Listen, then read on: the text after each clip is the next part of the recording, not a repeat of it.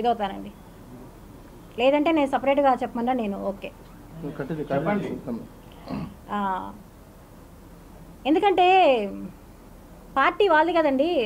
నాకు మొన్నటిదాకా ఇది లేదు, ఇప్పుడు నాకు దృఢంగా నమ్మకం వచ్చేసింది. ఎందుకంటే అందరూ వాళ్ళ కోసం పనిచేస్తున్నారేమో నాకు భయం వేస్తుంది.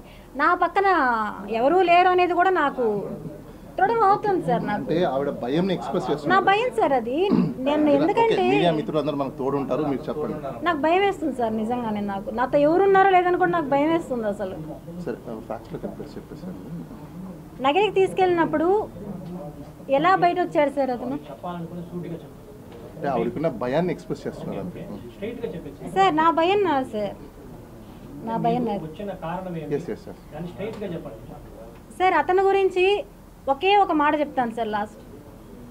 నగిరి నుంచి అతను మరుసటి రోజు బయట రావడానికి గల కారణం, ఏకైక కారణం, అతని భార్య రేణుక ఎవరైతే ఉన్నారో ఒక మహిళకు ఫోన్ చేసి నీకు సంబంధించినవి ఇందులో ఉన్నాయి ఆ ఫోన్స్లో, ఇప్పుడు కానీ కిరణ్ బయట రాకపోతే అవన్నీ వాళ్ళకి వెళ్తాయి, నువ్వు ఎవరైతే ఇప్పుడు అరెస్ట్ చేయించారో ఆమెకు చెప్పి వెంటనే రిలీజ్ కావాలి, లేదంటే నీవన్నీ బయట వస్తాయని చెప్పి అర్ధరాత్రి 3 గంటలకు ఫోన్ చేయించింది. ఎవరు? రేణుక. ఆ మహిళకి ఆమె కూడా ఓపెన్గా చెప్తున్నాను, రోజా గారి బంధువు, రిలేటివ్, సొంత ఫ్యామిలీ మెంబర్. దానికి సంబంధించిన ప్రూఫ్స్ నా దగ్గర ఉన్నాయి, కానీ ఇప్పుడు నేను ఇవ్వను, అవసరాన్ని నేను అన్నీ బయట పెడతాను. ఇలాంటి ఒక నీచుడు నా గురించి వచ్చి చెడ్డగా మాట్లాడుతుంటే మిగతా ఇవి ఉన్నాయి సార్, కొన్ని సంఘాలు మాట్లాడుతున్నారు, ఏంటి ఏమీ లేకుండా లక్ష్మి వెళ్ళిపోయిందా, లక్ష్మి అలాంటిదా, లక్ష్మి ఇలాంటిదా అని ఒక కొటేషన్ పెట్టాడు. లక్ష్మి డాష్ డాష్ డాష్ అని. ఎవరిక్కడ డాష్ డాష్ డాష్? నీ భార్య. మొగుడు ఎక్కడ పోయినా పర్లా, దేంతో పోయినా పర్లా, నీకు డబ్బులు కావాలి. భార్య సపోర్ట్ లేకుండా ఏ మొగుడైనా ఇంతమంది ఆడవాళ్ళని మ్యానిపులేట్ చేసి ఇంటికి తీసుకొచ్చి బెడ్రూమ్లో తీసుకెళ్తాడా? నీ కుటుంబాన్ని తెలియకుండా తీసుకెళ్తాడా? నువ్వే ఇంట్లోకి వచ్చి నాకు ఇవ్వలేదండి, ఇది చెప్పిన వాళ్ళు చెప్తున్నారు, తీసుకెళ్ళి బెడ్రూమ్లో ఉండగా టీలు కాఫీలు భోజనాలు వాళ్ళకి కావాల్సినవన్నీ ఏర్పాటు చేసి అన్నీ చేసి అవసరం తీరిపోయాక అదే మహిళని ఇంట్లో తీసుకెళ్ళి దౌర్జన్యంగా కొట్టారు, దౌర్జన్యంగా. ఇలాంటి నీచుణ్ణి మీరందరూ దయచేసి అర్థం చేసుకొని, నాకు ఎలా చెప్పాలో కూడా తెలియట్లేదు, అతన్ని పనిష్ చేయాలి. నా ఫైట్కి నాకు తోడు నిలుస్తారని ఆశిస్తున్నాను. నేను ఫైట్ చేయడం నా డబ్బులు, నేను పోగొట్టుకున్నది నా డబ్బులు నాకు కావాలి, దానికోసం నేను ఎంతన్నా ఫైట్ చేస్తాను. నాకు న్యాయం దొరకాలి. నేను ఇక్కడ కూడా పోలీస్ వాళ్ళు నాకు ఇక్కడ వచ్చిన తర్వాత చాలా హెల్ప్ఫుల్గా ఉన్నారు, ఎప్పటికప్పుడు అప్డేట్ ఇస్తున్నారు, మేడం మీరు సెక్యూర్గా ఉండండి మేము ఉంటాము అనేసి. థ్యాంక్స్ అందరికీ. మీడియా వాళ్ళకి ఒకటే చెప్తున్నాను, ఇలాంటి దుర్మార్గులను వదలొద్దండి. ఇతని వెనకాల ఉన్న ఎవరున్నారో వాళ్ళ మీద ఎంక్వైరీకి అన్నీ వేస్తున్నారు, అన్నీ కూడా జరుగుతాయి. ఇలాంటి నీచుడిని అయితే ఎవరు నమ్మొద్దండి, నమ్మి మోసపోవద్దండి. అవునండి అబ్బాయి.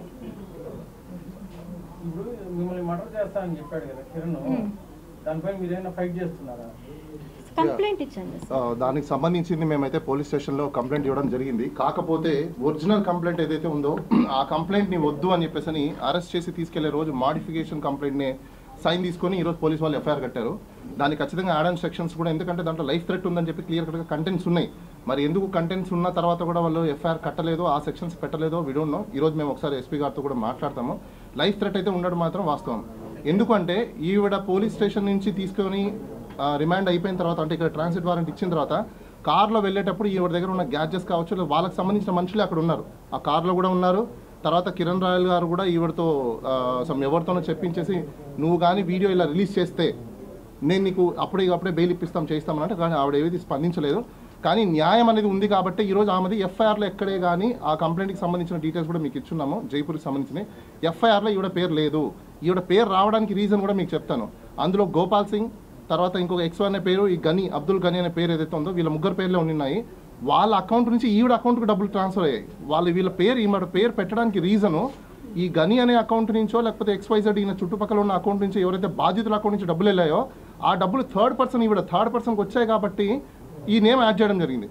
ఇది మేము మెజిస్ట్రేట్ దగ్గర క్లియర్ కట్గా చెప్పిన తర్వాత ఫైల్ మొత్తం మెజిస్ట్రేట్ చూసిన తర్వాత అక్కడ ఆమె అన్ని అబ్జర్వ్ చేశాక రూల్స్ని ఎక్కడ రూల్ ఆఫ్ లాని పాటించలేదు తీసుకురావడంలో కానీ లేకపోతే ఈమె పేరు చేర్చడంలో కానీ ఏ దాంట్లో కూడా పాటించలేదు అని చెప్పేసి క్లియర్ కట్గా అక్కడ అర్థమైన తర్వాతనే అక్కడ కంప్లైనెంట్ ఎవరైతే కంప్లైనెంట్ ఇచ్చారో ఒక డాక్టర్ అయినా కంప్లైంట్ ఇచ్చిన ఆయనే ఈవిడకి సంబంధం లేదు, ఈవిడ ఏది నాకు ఫోన్ చేయలేదు, ఈవిడ నేను అసలు ఏ రోజు గురించి కలవలేదు, మాట్లాడలేదు, చేయలేదని క్లియర్ కట్గా అక్కడ జడ్జి ముందర చెప్పడం వల్లనే జడ్జి దాన్ని నమ్మి నిజాలు చూసుకొనేసి ఇమీడియట్గా బెయిల్ ఇవ్వడం అయితే జరిగింది. అంటే ఎవరైతే మోసం చేస్తున్నారో మోసం చేసిన వ్యక్తి ఎప్పుడు కూడా మనం చూస్తూనే ఉన్నాం. ఈ మధ్యకాలంలో డిజిటల్ అరెస్ట్లు అని చెప్పేసి లేకపోతే వాట్సాప్ గ్రూపుల్లో మీకు 10,000 పెడితే 20,000 రూపాయలు వస్తాయని చెప్పేసి ఇవన్నీ థర్డ్ పర్సన్స్ చేస్తున్నారు. పాపం చాలామంది వాళ్ళకు తెలియకుండా బ్యాంక్ అకౌంట్లు, KYC డీటెయిల్స్ లేకపోతే తెలిసిన వాళ్ళు చెప్తున్నారు ట్రాన్స్ఫర్ చేస్తున్నామని చెప్పేసి మొబైల్ నెంబర్లు, UPI నెంబర్లు, బ్యాంక్ అకౌంట్లు అన్నీ ఇచ్చేసి మోసపోయేది ఎవరంటే ఇచ్చేసిన వాళ్ళు మోసపోతున్నారు. ఎవరైతే అలా నమ్మించి మనకు తెలిసిన వాళ్ళు కదా అని చెప్పేసి మీరు నమ్మి వాళ్ళకి ఇస్తున్నారో వాళ్ళు మాత్రం హ్యాపీగా ఉంటున్నారు. ఈరోజు ఈ కథ కర్మ కర్త డైరెక్టర్ మొత్తం ఎవరు అంటే ఈ ట్రాన్సాక్షన్స్ అసలు వీడికి ఏవి తెలియదు. అలాంటిది వీడిని ఇన్పార్సినేషన్స్ కింద తయారు చేసి ఈ కిరణ్ రాయల్ అయితే ఎవరైతే ఉన్నారో ఆయనే మొత్తం క్రియేటర్. అసలు డబ్బులు ఎలా వస్తాయి, ఎలా పోతాయి, ఎవరికి వస్తాయి, ఎవరికి వెళ్తాయి షీ డజంట్ నో. ఏదో వందల బ్యాంక్ అకౌంట్లు ఎక్కడెక్కడ ఉన్నాయంటున్నారు కదా, ఈ బ్యాంక్ అకౌంట్లో డబ్బులని ఎవరు వాడారు, ఎవరు డ్రా చేసుకున్నారు, ఈమె చెక్ బుక్లు ఎక్కడున్నాయి, ఈమె పాన్ కార్డ్స్ ఎక్కడున్నాయి, ఈమె KYC డాక్యుమెంట్స్ ఎక్కడున్నాయి, మొబైల్స్ ఎక్కడున్నాయి, ఇవన్నీ ఎక్కడున్నాయి, ఈవిడ దగ్గర లేవు. మొత్తం ఆయన దగ్గర కస్టడీలో పెట్టుకున్నారు. ఈవిడ ఎంత నమ్మితే ఆ కస్టడీలో ఆయనకి ఇచ్చారనేది మనకు క్లియర్ కట్గా అర్థమవుతుంది. రాబోయే రోజుల్లో ఇప్పుడు ఆ చెక్ మేము కంప్లైంట్ కూడా ఇవ్వబోతున్నాము. ఆ చెక్కులతో కానీ ఏదైనా మిస్యూజ్ చేస్తారని మాకు కూడా కొంచెం సమాచారం ఉంది కాబట్టి ఖచ్చితంగా మేము దీని మీద కూడా యాక్షన్ తీసుకుంటాము. ఈ డీటెయిల్స్ అన్నీ కూడా మీకు అందరికీ లింక్ కూడా షేర్ చేస్తున్నాం. దీంట్లో ఎవిడెన్స్ కూడా ప్రాణహాని అయితే ఉండడం మాత్రం వాస్తవమే. ఎందుకంటే మీరు అందరూ చూశారు వీడియో ఆయన రిలీజ్ చేయడం కూడా. చంపి ఆయన లోపలికి వెళ్తే 90 రోజుల్లోనో 50 రోజుల్లో బయటకు వస్తాడంట. మరి ఈయన వెనకాల ఎవరి హస్తం ఉంది, ఈయన వెనకాల ఎవరు పవర్ ఉంది, ఈయన వెనకాల ఎవరు ఉన్నారనేది మీరు అందరూ ఒకసారి గమనించుకోవాలి. మేము ఇచ్చిన కంప్లైంట్ కాకుండా ఇప్పుడు మళ్ళీ ఇంకో కంప్లైంట్ కూడా ఇస్తాము. ఎందుకంటే ఏవేవైతే మేము పొందుపరుచున్నామో ఒరిజినల్ కంప్లైంట్ అదైతే కాదు. ఒరిజినల్ కంప్లైంట్లు పెట్టిన అంశాలు చాలా వేరున్నాయి. మరి ఎందుకు పోలీసు వాళ్ళు ఎవరి ఒత్తిడి ఉండడంలో కంప్లైంట్ మార్చమని చెప్పారు అనేది కూడా మేము ఒకసారి పరిశీలిస్తాము. ఇంకేమైనా క్వశ్చన్స్ ఎవరైనా అడగదలుచుకుంటే కన్నా మనకు ఖచ్చితంగా మేడం ఆన్సర్ చేస్తారు. ఇదే ప్రెస్ క్లబ్లో ఒక మహిళని ప్రాస్టిట్యూట్ కింద చిత్రీకరించి దానిపైన కూడా కంప్లైంట్ ఫైల్ చేశారు. ఎవరు ఆ మహిళ ఎవరు? దట్స్ వాట్ నేను అదే అన్నాను కదా. నేను అదే అంటున్నానండి. ఇప్పుడు ఆయన ఏవైతే అలిగేషన్స్ వేసాడో వాటి అలిగేషన్స్ అన్నిటి కూడా ఫస్ట్ మేము ఒక కంప్లైంట్ ఇచ్చాము. ఇప్పుడు సబ్సీక్వెంట్గా మళ్ళీ మేము కంప్లైంట్ ఇస్తాం. ఆయన ఏవేవైతే ఇంకోటి మీ అందరికి చెప్పాలనుకుంటున్నాను, ఇక్కడ నాలెడ్జ్ ఉన్న వ్యక్తి ఎవరు అంటే కిరణ్ రాయల్. ఎందుకంటే మార్ఫింగ్ ఎలా చేయొచ్చు, ఏ టెక్నాలజీని ఎలా వాడుకోవచ్చు అని చెప్పేసి మీ అందరికీ ట్రైనింగ్ ఇచ్చాడు ఆయన ఇక్కడ కూర్చోబెట్టి. మీ అందరికీ ట్రైనింగ్ ఇచ్చారు. ఫోటోలు ఎలా మార్ఫింగ్ చేయొచ్చు, వీడియోలు ఎలా మార్ఫింగ్ చేయొచ్చు, చిటికెలో నేను 2.1 ఎలా తయారు చేస్తాను, చిటికెలో నేను 3.1 ఎలా తయారు చేస్తాను అనేసి ఏ టెక్నాలజీ ఆవిడకి వాట్సాప్ మొబైల్ తప్ప ఏం వాడేది కాదు. మహా అంటే లేకపోతే ఆమె టీవీ చూసుకుంటే ఇంట్లో ఉండే లేడీ. ఇంత టెక్నాలజీ తెలిసిన కిరణ్ రాయల్ మార్ఫింగ్ చేస్తారు తప్ప నాకు అర్థం కాని విషయం ఏంటంటే ప్రైమా ఫేసి మనకు ఈ మధ్యకాలంలో BNS సెక్షన్లో 14 days టైం ఉంటే కూడా FIR కట్టేశారు అది మార్ఫింగ్ వీడియో అని చెప్పేసి.